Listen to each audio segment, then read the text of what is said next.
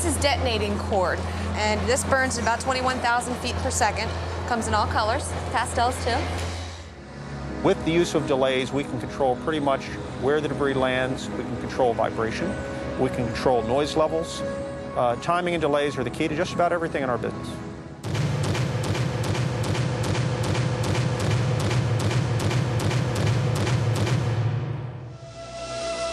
And what is the result? The thing that pleases me is the fragmentation and the control. I wanted to take a building and break it up into millions of pieces and put it in this basement as artfully as we do it, and it works just like clockwork. So I've got it all down to a science. It gives me goosebumps to talk about it.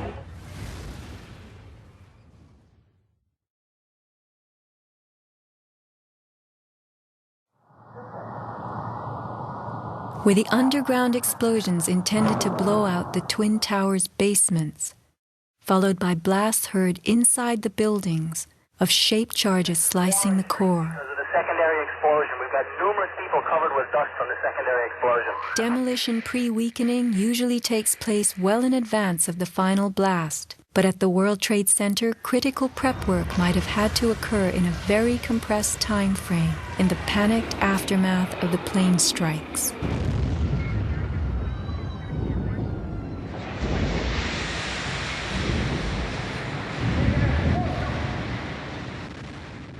These core columns were discovered after the collapse.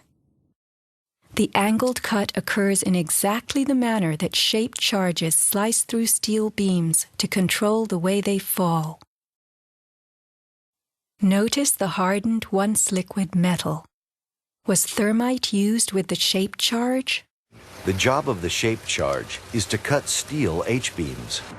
The way we do this is by cutting the beam at an angle, which, through a series of beams cut at the same angle, will tend to make the building shift over and walk. Let's look at the rubble of two 110-story buildings brought to the ground. In a 7-story crater lie nearly 2 million tons of debris. Had the basements not been blown out, where would 2 million tons have gone? Heaped on the ground, ready to slide and spill? The art of controlled demolition.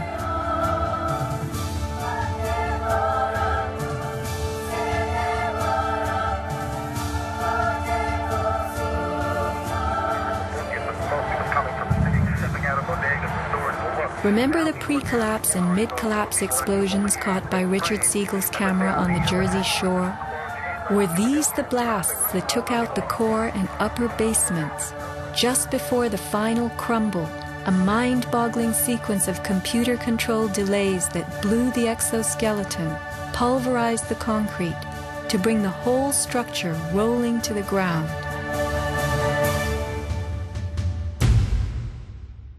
Was this the story of that day? Inside our building, the North Tower, we heard pa pa pa pa pa pa pa pa pa. And on the smoke was coming from the city. Smoke stepping out of bodegas and stores for work.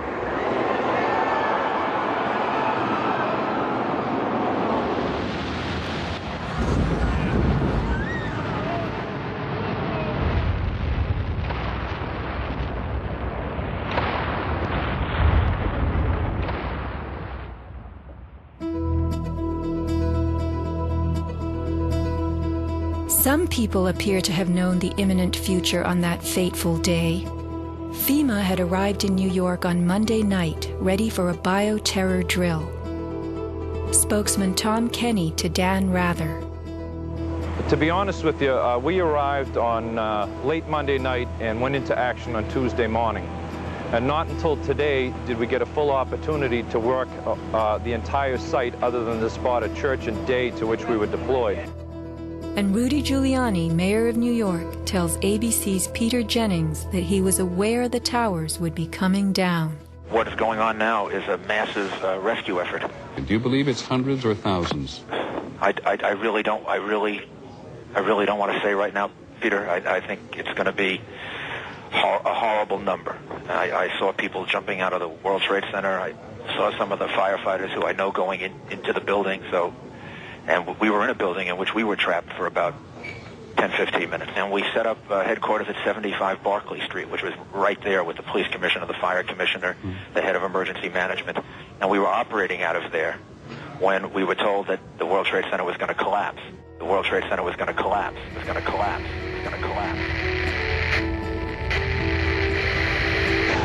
Similarly, Larry Silverstein, new leaseholder of the World Trade Center, regretfully declared that a decision was made to pull Building 7 by the end of the day, the last structure added to the World Trade Center complex.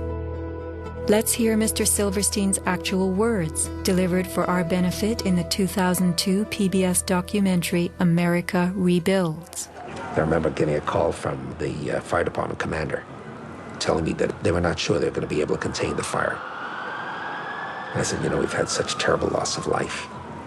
Maybe the smartest thing to do is pull it. And they made that decision to pull, and then we watched the building collapse.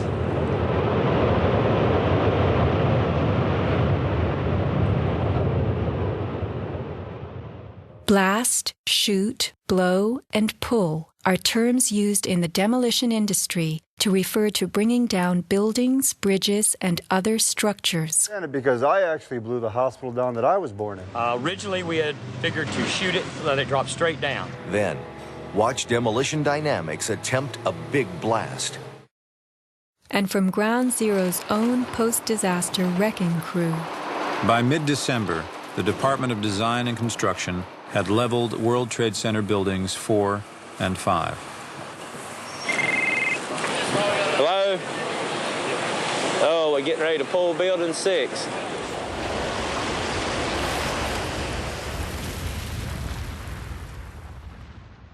Silverstein, a commercial real estate tycoon with international political connections, acquired a 99-year lease on the World Trade Center complex in the spring of 2001.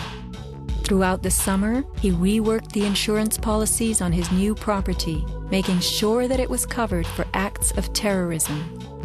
Explicit in the lease agreement was Silverstein's right to rebuild the complex if it were destroyed. After 9/11, Mr. Silverstein fought his insurers in court to obtain double his policy limits for the destruction of his property, maintaining that the double hijacking constituted 2 disasters caused by terrorists, not just one. He won and was awarded over $7 billion, a magnificent return on his original $15 million investment. My first reaction is to think about the families of those people, the tragedy, the magnitude of it. However, I firmly believe that we should rebuild.